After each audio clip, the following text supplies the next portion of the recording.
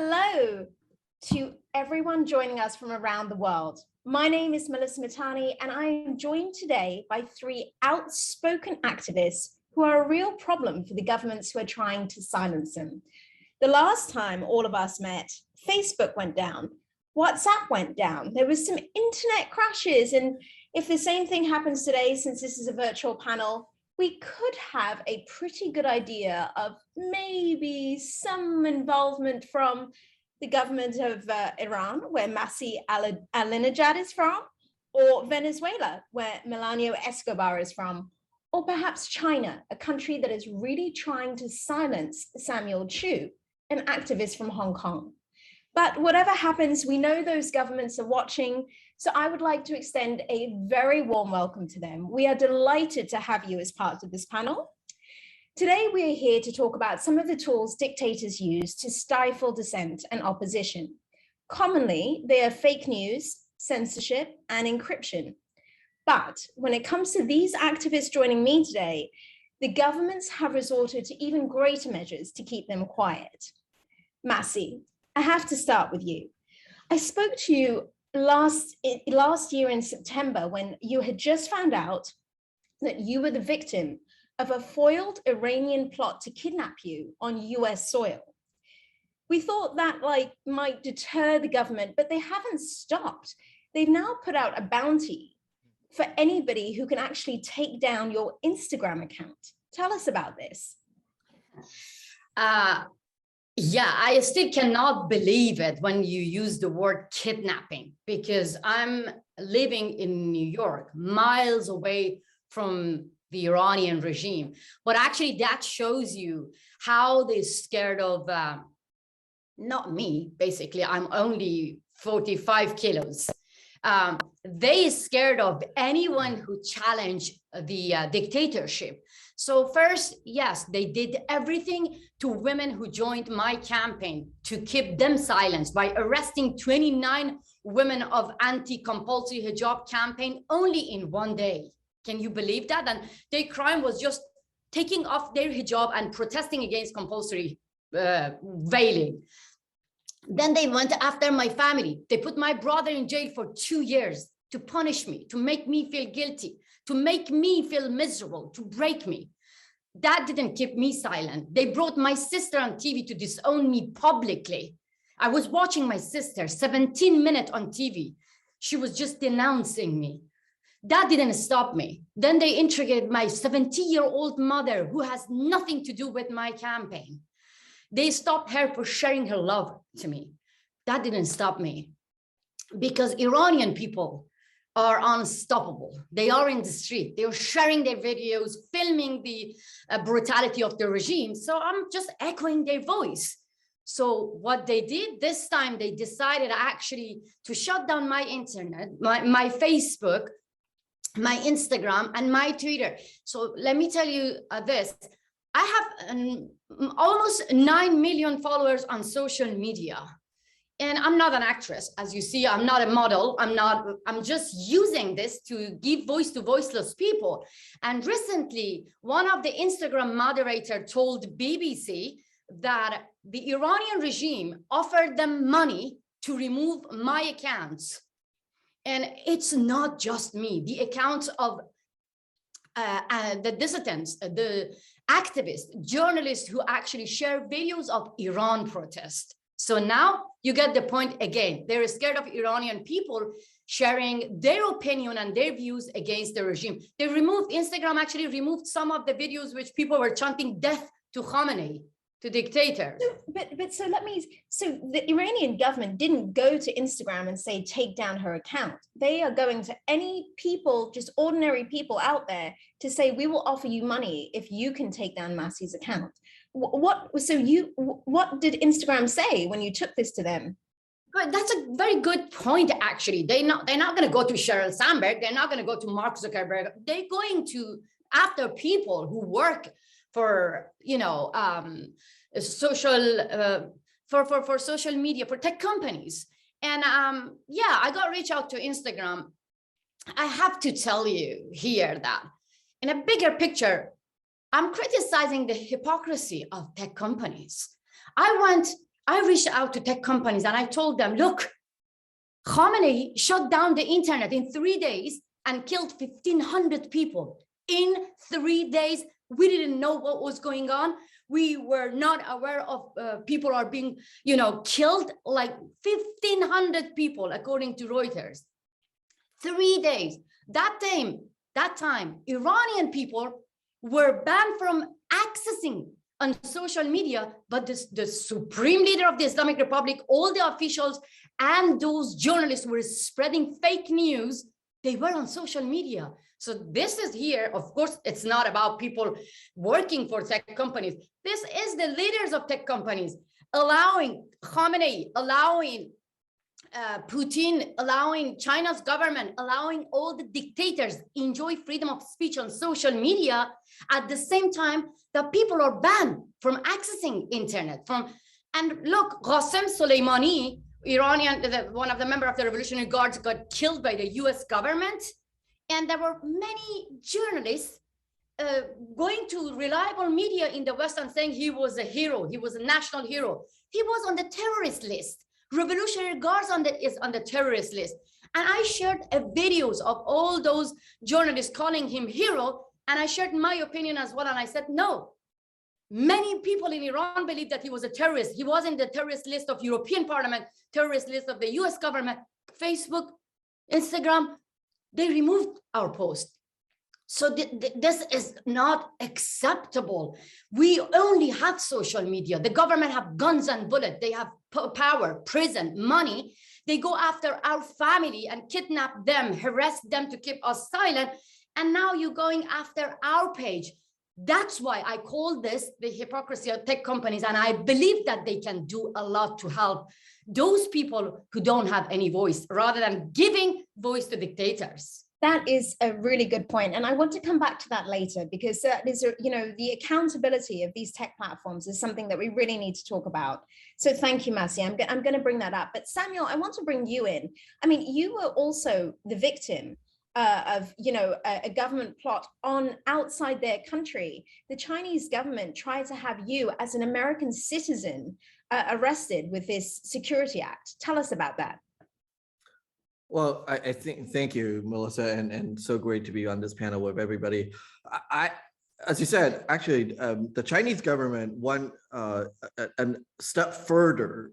They were not even hiding their intention. When the national security law was implemented and enacted overnight in Hong Kong in 2020, I remember waking up, receiving hundreds of texts of people telling and asking if I was doing okay. And I was just, I went to sleep the night before watching Law and Order, and the next morning I woke up a fugitive. And the idea behind that was this state-sanctioned transnational repression of trying to silence a foreign citizen, a US citizen, for lobbying and advocating in my own soil and for my own government here in the US. Looking back, I think of what that impact, I think that really was a egregious but also incredibly audacious move, right? To say that us, a regime, our ability to criminalize free speech is not just on our national soil. It's not just in Hong Kong, but that specifically in the national security law in Hong Kong, there's an article that says that no matter where you are and who you are, it doesn't have to be a Hong Kong or Chinese citizen or resident. Anytime, anywhere, we can come after you for saying or doing something that we consider a threat to our national security. And that creates a huge climate of fear, which of course is what they're trying to do. And so again, tell us, what did you do when you found out about this? Well, I had actually, by the time the arrest warrant was announced, I had already anticipated that this was going to happen. I think this is one of the things that sad reality was that I knew what the playbook was. So in 2019, when I first started the organizing and advocacy efforts overseas, I had started it with this specific scenario in mind. right? That people were gonna, even in a place as free as Hong Kong was, that the Chinese government was gonna restrict the movements, that they were going to criminalize free speech in Hong Kong, and that it would fall upon people like me and Masih and Melanio to be able to stay overseas where we have enjoy a measure of protections, limited as it might, to be able to continue to speak out to on behalf of the people that we're fighting alongside with. When I received my, obviously I think as my other panelists can attest, the sad thing is obviously we can't return to the place that we were born. We put our family in direct danger, at risk of the attack, as Masih have described. But it also creates actually this much larger web of looming threats of everyone, even people who are connected to me, who are my friends, who people I interact with daily, who have nothing to do with the work that I do on Hong Kong or in China and on human rights. Now they are the ones who are going to be caught also in this net of, can they travel to countries that had extraditions treaty to China? Are they in danger? Are the families safe? Are their economic and business dealings now under threat because I am wanted by the Hong Kong police and sanctioned by the Chinese government? And that's a tool of silence, right? That's a very effective and pervasive way of silencing speech, because now you're talking about people who, even if they had nothing to do with the pro-democracy movement in Hong Kong, they are thinking about censoring themselves. It really is. I mean, it's one thing to see governments obviously try and silence their own populations, using online tools. But in the case of Masih, in the case of you, taking it beyond their borders in such a brazen way is really actually just frankly quite scary to see how far they're willing to go now. There seems to be no limits in a sense. We're really setting the scene here for so much of what our panel is going to talk about. But Melanio, we're seeing similarities, and you too, the government tried to silence you online, and then they couldn't take you down. They then eventually tried to erase your entire identity. Tell us about that. And they did it. They managed to do it. I have no homeland because I don't exist back in Venezuela. They erased my passport, my driver's license, my birth certificate. So basically, I'm not alive for the Venezuelan government. The thing is this was the end of the attacks. This is the latest thing that they did to me. But it started like with small things at the beginning, like little threats. Sometimes one time I found out that my tires of my car were completely smashed, and at the moment, sorry, I'm a little bit sick. At the moment, I thought that it was a random thing that happened to me because I was getting involved in the protests and broadcasting all the human rights violations that the government was doing during the demonstrations back in 2014. And I thought that maybe it's something random, a random soldier that wanted to earn some points with their commando or whatever. But these things keep happening. Like I found myself surrounded by soldiers trying to take me down to the police station. I managed to escape. At the moment, there were so many people. I found myself surrounded by shots, like gunshots, all the time during the demonstrations. One time, the shot got so close to me, like right next to my ear. I cannot describe how it felt. And these things keep happening. When I start doing international advocacy, I start traveling a lot outside Venezuela, like coming back and forth, going to the European Parliament, I don't know, Washington, D.C., the Oslo Freedom Forum, this kind of event, RightsCon in Canada, Tunisia, etc. When I start like speaking out about what was happening in Venezuela, they start like doing extensive reviews of me in the airport. Like they took out my luggage out of the plane before we depart and start like going through everything that I have, trying to find something, I don't know what. They start doing like extensive reviews of my passport and asking questions. Sorry, this is my dog. She wants a little bit of love. Always welcome. Like, Yeah, pets of RightsCon, Catalina. You are under protection, a proper protection. Yeah, it needs my protection. Well, anyway, they start like extended reviews of my passport, asking questions, small interrogatories every time I cross the border. You know, that kind of stuff start happening. They use my identity in national television just to make fun of me, like because I'm a punk rocker and I came from the punk rock scene and the anarchism scene back in Venezuela. They start using that to discredit my human rights work back in my country on national television. That's something that is really awful. You know, you turn out the TV, that they control every media in the country, every regular media, traditional media, they control it. So you see your face and your name being like smashed on television, and it's a horrible feeling. They shot at my wife while she was pregnant of my little girl. They shot at me. They finally erased my identity, so I couldn't go outside Venezuela, but I managed to escape the country because Venezuela is so corrupt. That's the thing. It works both ways.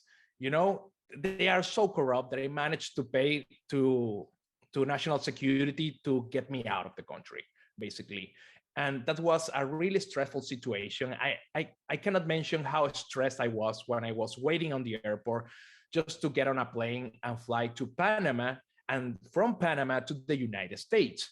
The thing is that when I was still in Panama, there was a real danger that they noticed that I left and they can call to the Panama police and retain me there. So that was like hours of stress. When I finally got into US soil, is the moment that I get to breathe again. Like, oh, okay, now I'm safe. I mean, you know, I want to come back also to the personal impact, because I think the personal impact it's had on all of you, you know, all of these attacks and you living outside in different countries. And again, even though you're in the US, you can't feel safe, as we've seen with the examples that you've given. What strikes me, though, is that we've obviously spoken about some of the more extreme examples, because in a sense, because of the work that all three of you do, you've become examples. The government is trying to set an example with you to silence the rest. But there's also lots of similarities in like how it started, because we're talking about what's happening now, but when it started, the kind of Twitter shutdowns, Melanio, that you were talking about, seeing yourself on TV, it sounds very similar to what, you know, Masih's experienced. And Masih, tell us, you know, how it all started with you at the beginning, because I mean, they've used fake news. The Iranian government has spread fake news about you on television. There were also Twitter shutdowns. So take us back in time to how the government first started to try and silence you when you were still even in the country. Yeah, I have to say that I'm very proud of you guys. Really proud of you, because when you talk about all the oppression, all the brutality you both faced, but I see how powerful you are. So at the same time, I feel the pain, but I see your power, and it empowers me as well that we are actually in the same battle. We are together. Look, our dictators are copying each other. China, Venezuela, Iran, they really like helping each other. As you know, they were trying to take me from New York to Venezuela, and then from third country to Iran, and then execute me there. So basically, I love to come to Venezuela. I love to come to China, but not by dictators, by you guys. And I had to say that. Yeah, they tried many different tactics, Melissa, many different tactics. And I'm sure it's familiar. It's going to be similar. There's only one thing different. I'm a woman, and they start to attack my sexuality from the beginning. Iranian national television, they had oh my God, I cannot even believe that. In the main channel, they had a report saying that Masih Alinejad was raped by 3 men in London subway. Why? Because Masih undressed herself. They were not even ashamed to make my teenager son involved in my fake rape scene, They were proudly saying that finally Masih got raped by 3 men in London, Iranian national television. So you see, they think that if I get raped by men, it's my fault because I'm unveiled, because I'm showing my hair. My brother was holding the dog. I got emotional. Holding a dog for people in Iran is a crime. So basically, I'm a master criminal, showing my hair and holding a dog, riding a bicycle, entering a stadium, singing, using social media makes me a master criminal. And the government think that we deserve to be raped, to be kidnapped, to be arrested, to be harassed, to be executed, to be killed. This is the reality. Yeah, I faced first from Iranian national television.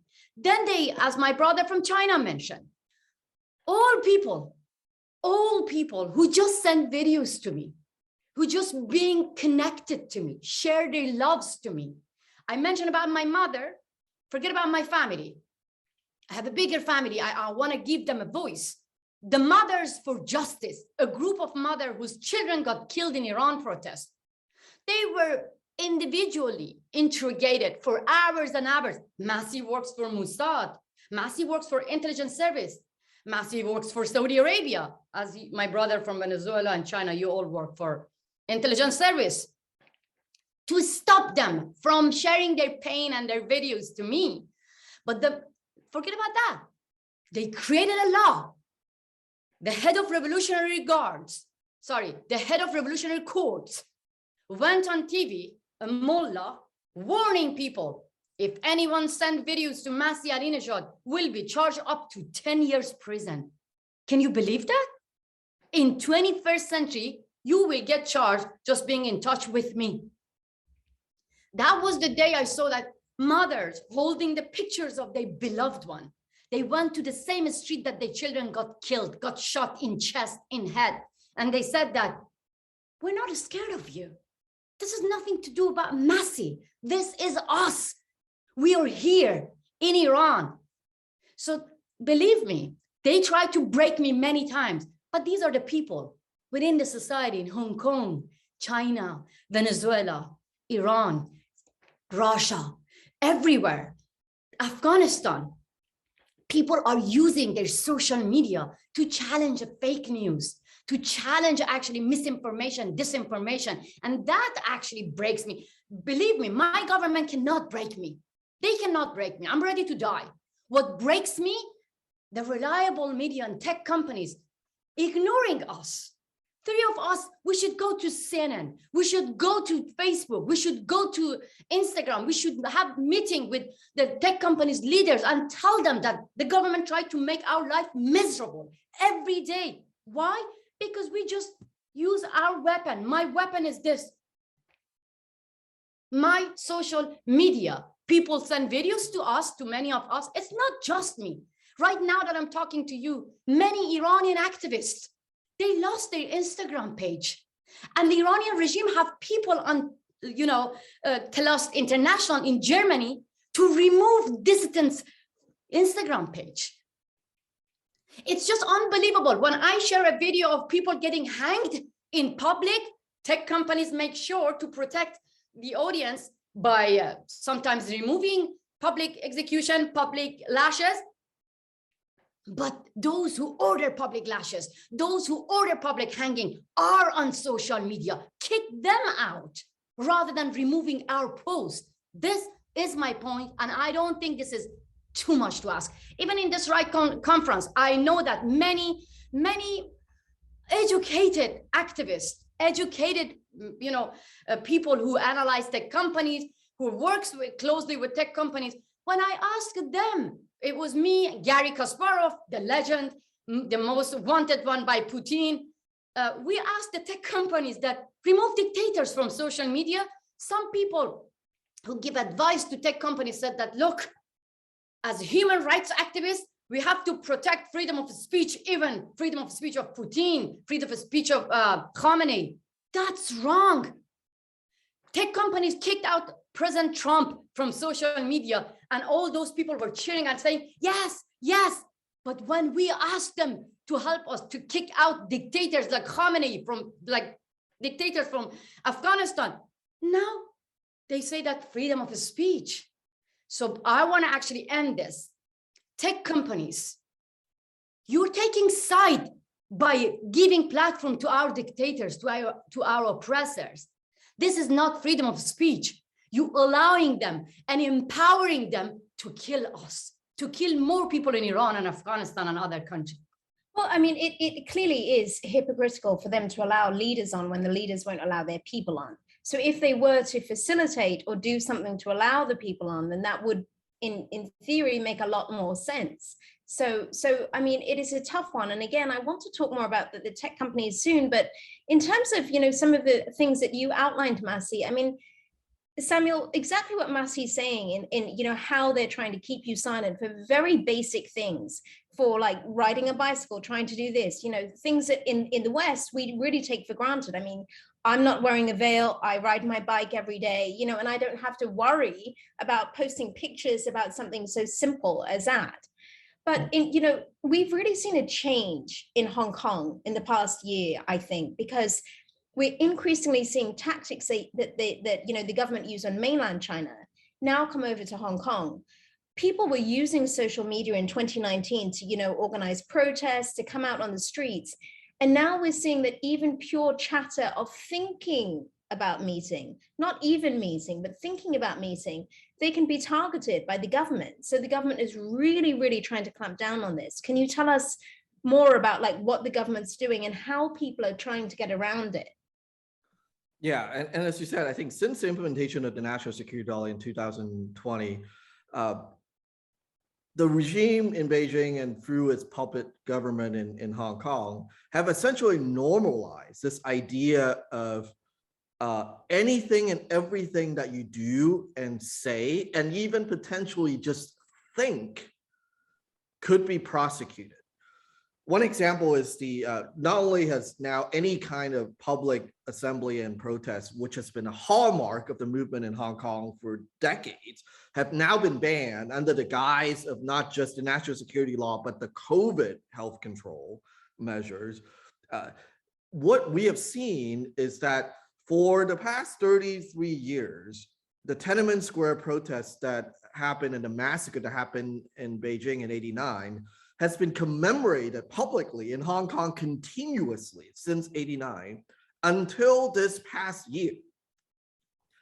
And this year, which just passed this past week, the 33rd anniversary of Tiananmen Massacre, not only did they shut down the space where the public space where people used to gather, even posting online about the event was being, people were being arrested.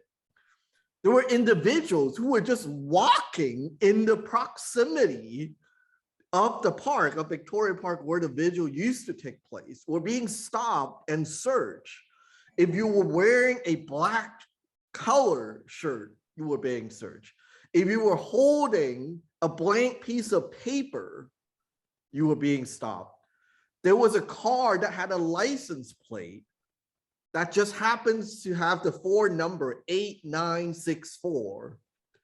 It was stopped by police.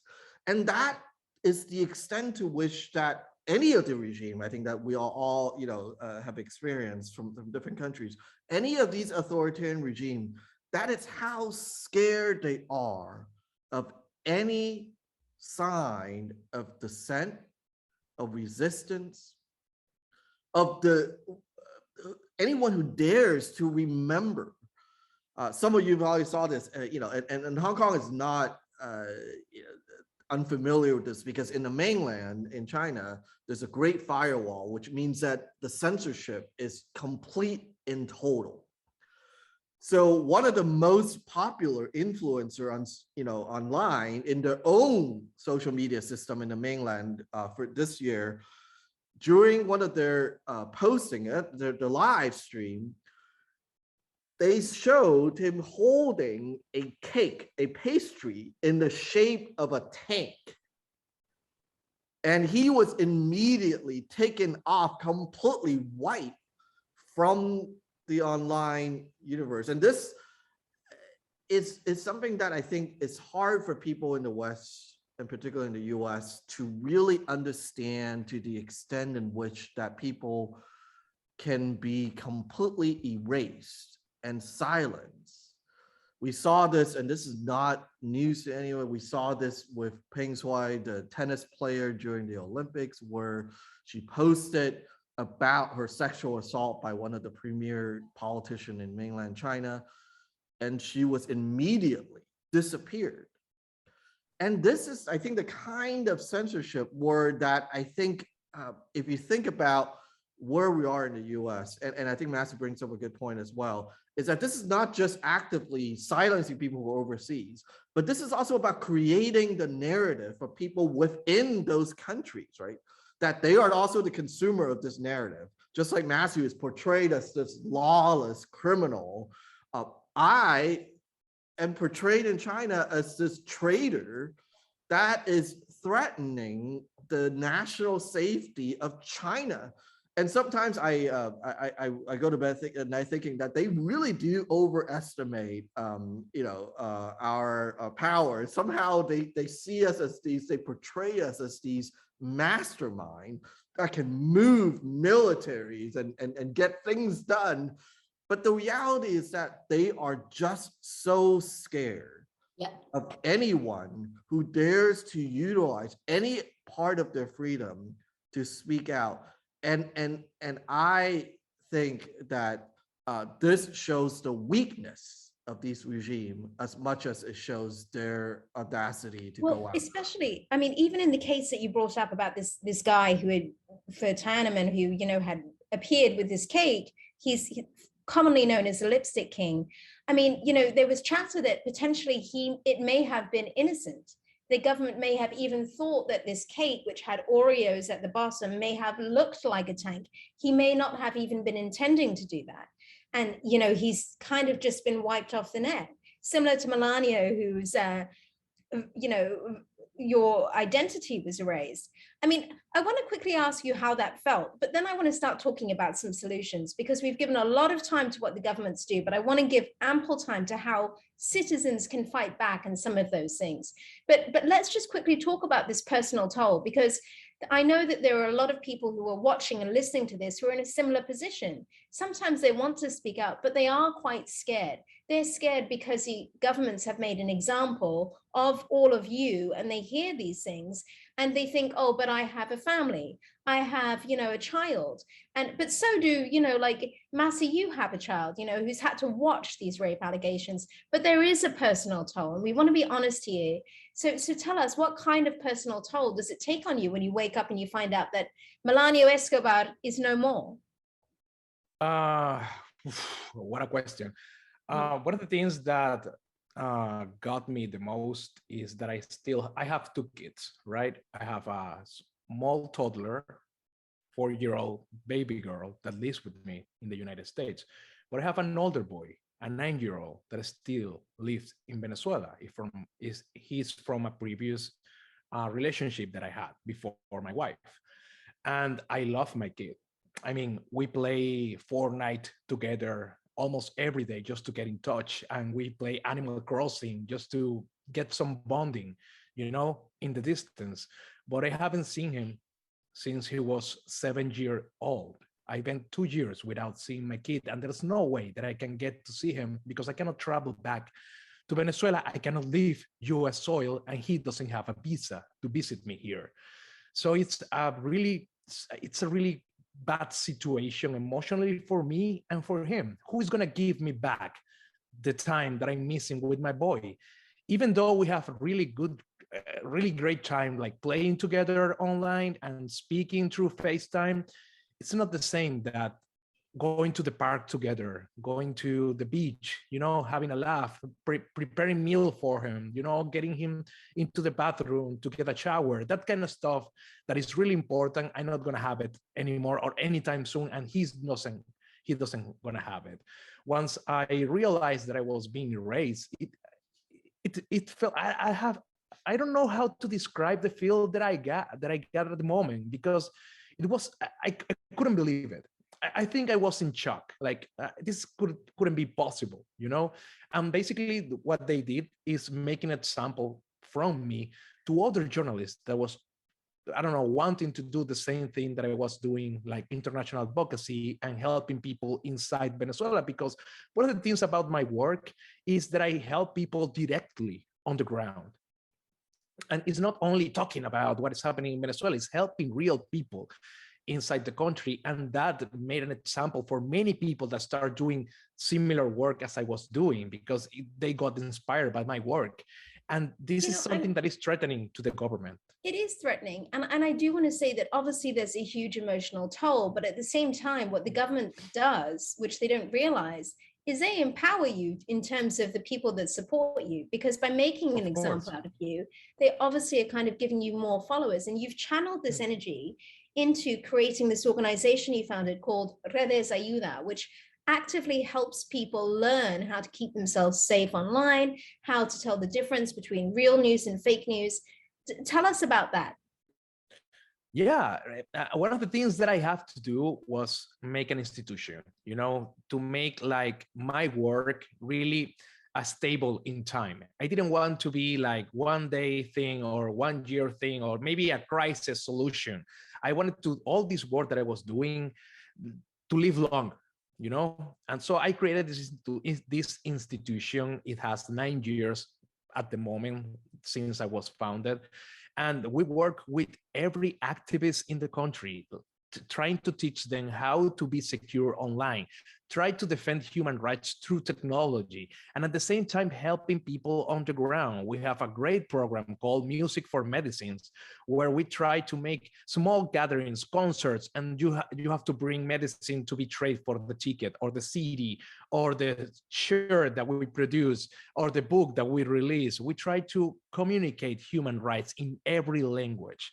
And that's one of the things that the government gets like really scared of, because we are not afraid to talk about what they are doing. One of the things that I gotta say is that governments and regimes like ours, they cannot control the facts. You know, once they violate human rights, they commit crimes against humanity, they cannot change that.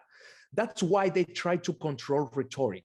And that's why they try to control the speech, because they cannot change dead people. They cannot change the fact that they kill people, they persecute people, they constrain free speech, but they can control how we talk about it.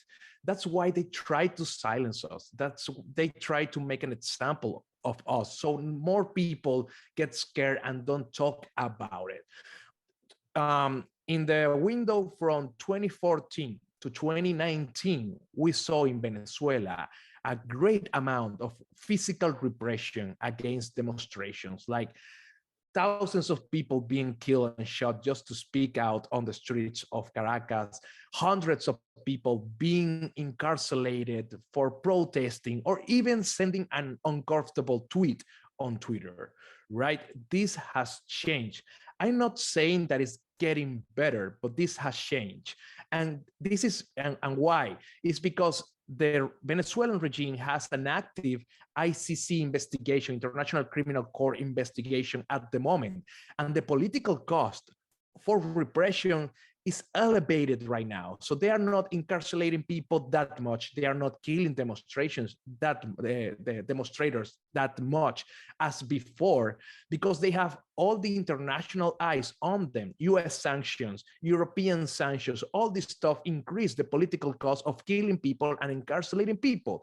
But they don't have the same pressure on free speech and media and independent media. And one of the things that we have to do as journalists, free media, is trying to keep elevating the political cost of silence free media and silence journalists and silence activists. It's not the same with demonstrations and the investigation in the International Criminal Court that they have, because those are like murders, incarcerations, but free speech is something that nobody's talking about. And one of the things that we have to do is keep going to these places, like the European Parliament, I don't know, RightsCon, Oslo Freedom Forum, Human Rights Foundation, all these places keep speaking about what they are doing against free speech to elevate the political cause, and they maybe stop a little bit harassing us. Absolutely. You know, we talk about free speech. Samuel, again, when we talk about the changes that we've seen in Hong Kong in this last year, Hong Kong, which used to be a beacon for, you know, a free press, that has been completely shut down practically, you know. And to what you were talking about earlier in the sense of this Chinese government trying to clamp down at, you know, what people are thinking when they're trying to mobilize, I have to ask you personally, how do you deal with the constant fear and paranoia of when you from here are trying to communicate with people back in Hong Kong? Because, you know, how do you communicate with them knowing that the Chinese government is watching every single thing that you're doing?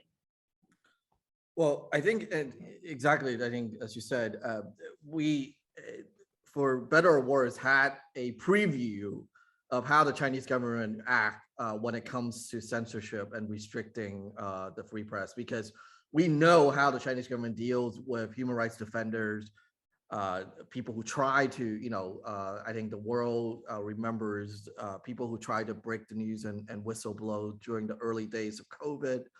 Have all been silenced and jailed within the mainland. So we have a playbook that we know how they do this.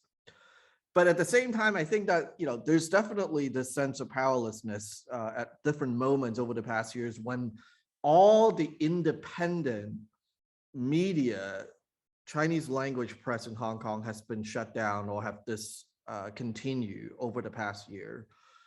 Apple Daily, which is one of the largest opposition paper, was forced to shut down because the government froze their assets. And their publisher, Jimmy Lai, who's now been in jail for more than a year, awaiting numerous different charges in trial, and has already been convicted numerous times.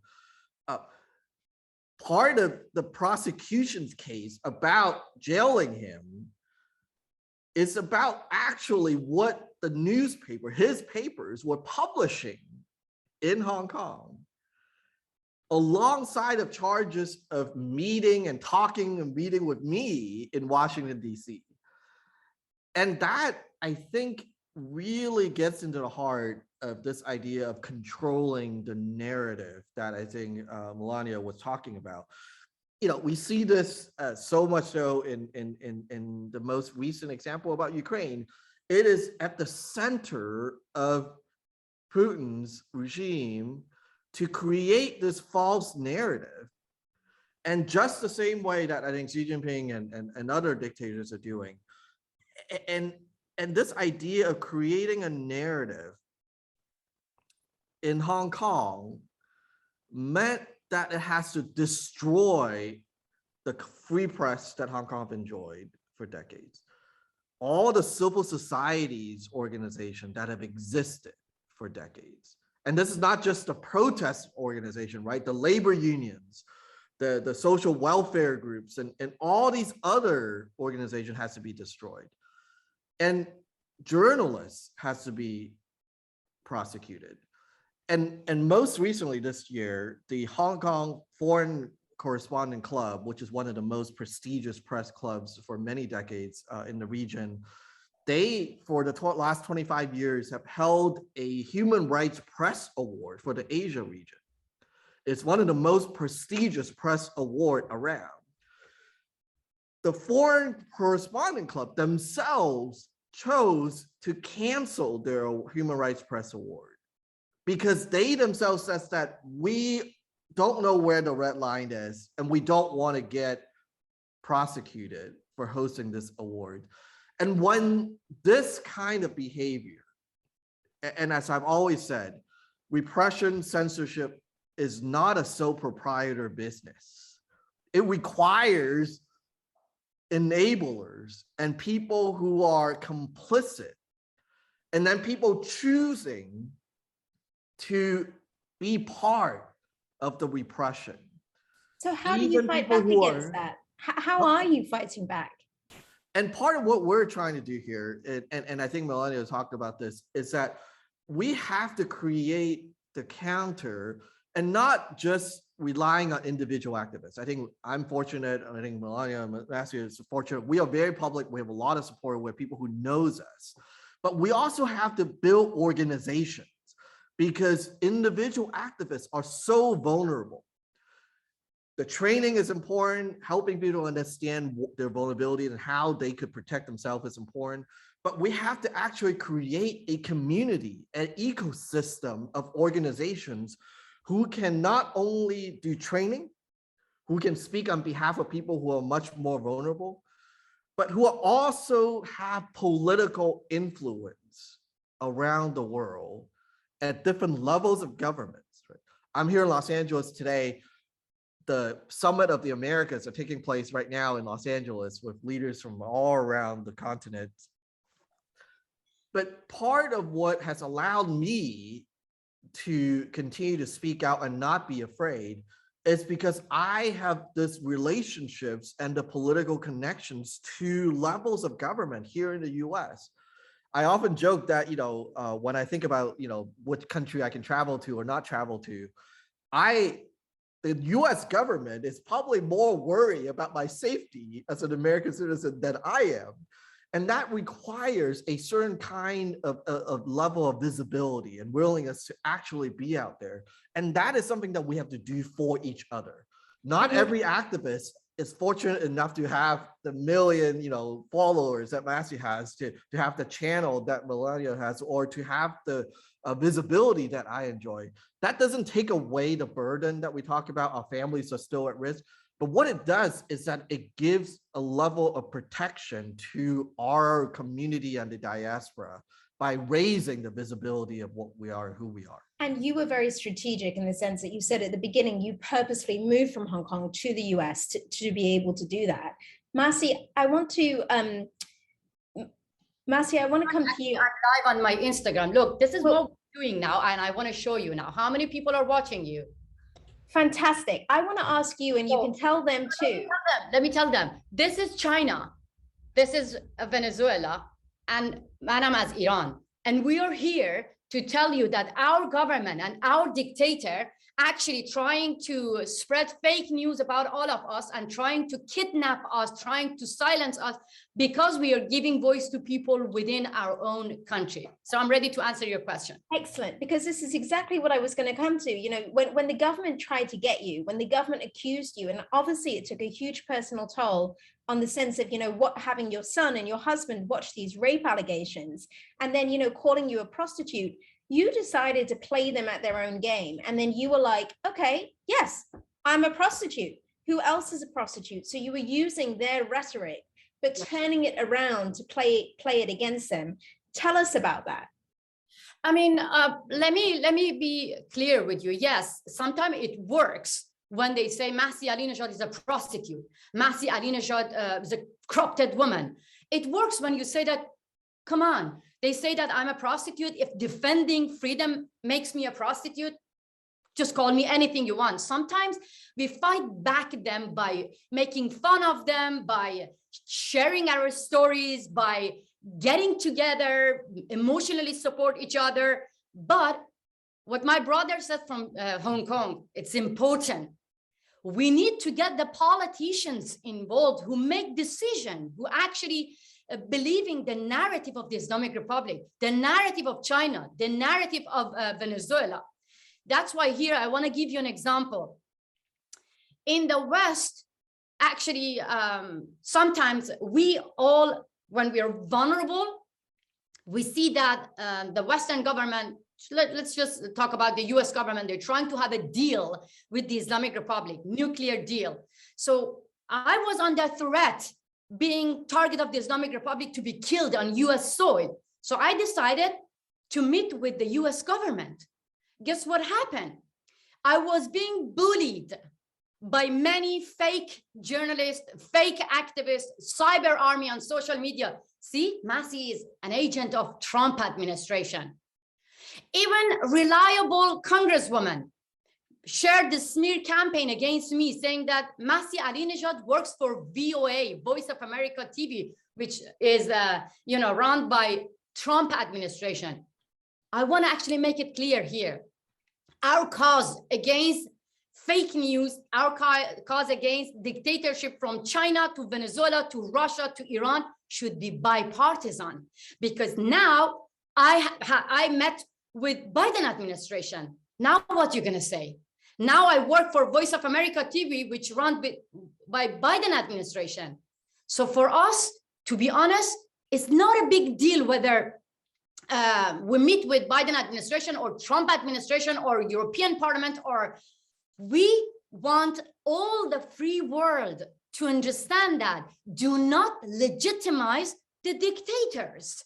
So for years and years, Garry Kasparov has been ignored by many left and liberals.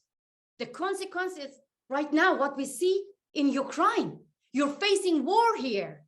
So this is our struggle. When we say that, do not legitimize Taliban, do not legitimize the Islamic Republic, do not give platform to our oppressors, then you call us the agent of Trump, or some of them criticize why you met with Biden administration. You actually empowering our oppressors. So this is another thing that my brother from Venezuela and China mentioned. Now we are fighting against the false narrative, putting us in a position saying that you work with this government. No, we don't work with Trump government or Biden government. We want them to listen to us, to understand us, and to actually believe in us, that we are not fighting only for people of Hong Kong, people of Venezuela, people of Iran, people of Afghanistan. No, we are fighting for democracy against dictatorship.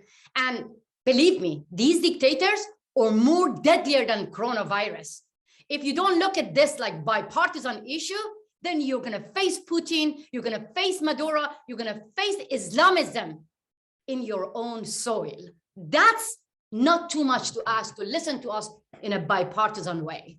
So the political influence is clear, and and you've all spoken about that, and it's very important. We are running out of time, so very, very quickly, I want to ask you. We've spoken about it, we've alluded to it. Freedom of speech. All of you are saying that you need to be heard. What do tech companies need to do? How can we hold them accountable? Question for each of you, very quickly. What do you want the tech companies to do, Masih? It's so simple. So simple. I want all of you on Twitter, if you listen to me, please share my question and answer this. This is call for action. Share this clip and answer this question. If your government in the West ban all people from entering Twitter, entering Facebook, entering Instagram, what would you do? What would you want from tech companies to do? Then do the same for us. If your government ban 80 million people from accessing internet and killing them in the street, you definitely go to tech companies and say that, kick all the officials. No, this is all I want from you. If your government ban women, ban minority, ban Black people from entering a stadium, if your government forcing women to remove their hijab, kicking Muslim women in the West, saying that you're not allowed to practice your hijab, what would you do? What would you do? This is racism. When you ignore Iranian people being kicked out from a stadium, being kicked out from everywhere, being kicked out from social media, and you keep silent and you give platform to our oppressors. Tech companies, listen to us.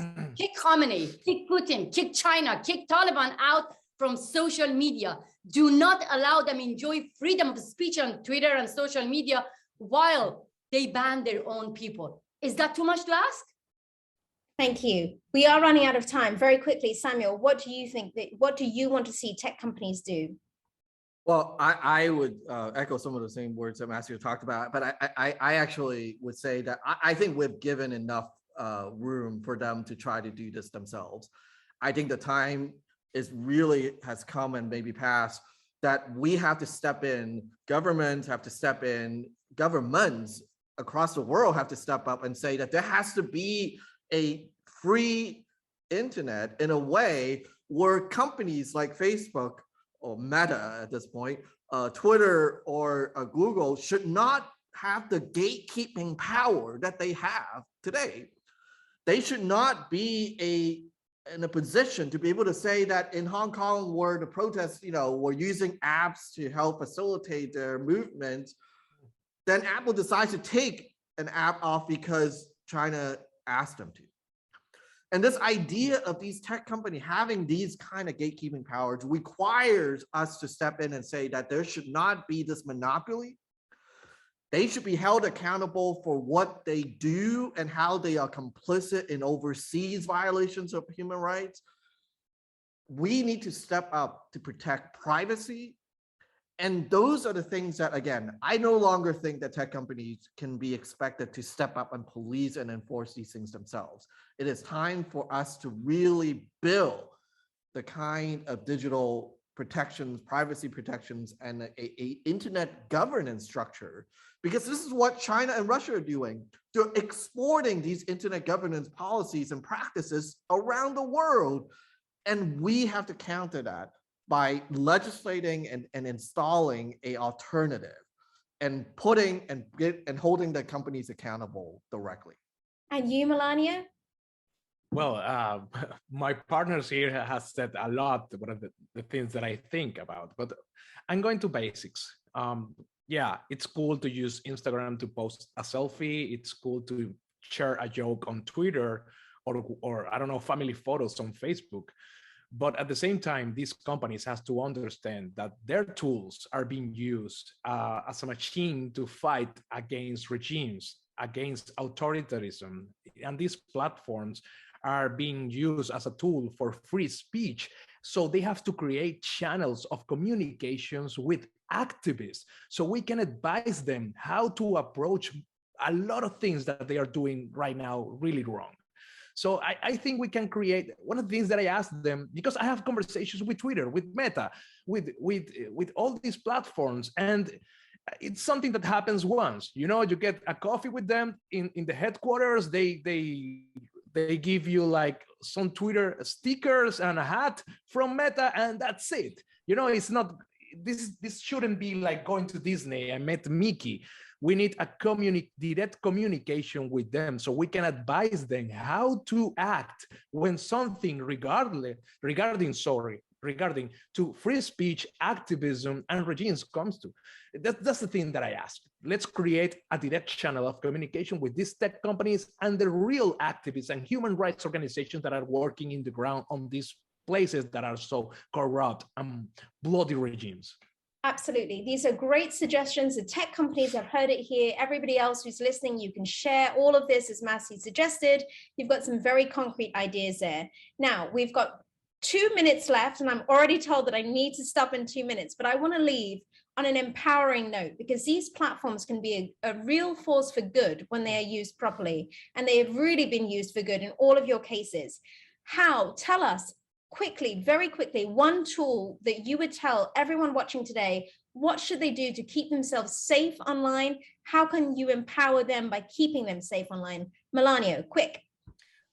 Please look VPN on Google right now. Use a VPN. Wonderful. VPN. Samuel. So I work closely with the folks at Proton Mail, which has both encrypted emails and VPN. And I think that that's one tool that I think has become more and more important for movements around the world. You also have a typewriter and like handwritten notes, as you told me in the past. And Masih, last word, what's one thing you would advise people to do to keep themselves safe online? To be honest, as far as the Islamic Republic is in power, I don't think that my people are safe if the tech companies don't take action. I'm being very clear because I don't want to give them wrong advice.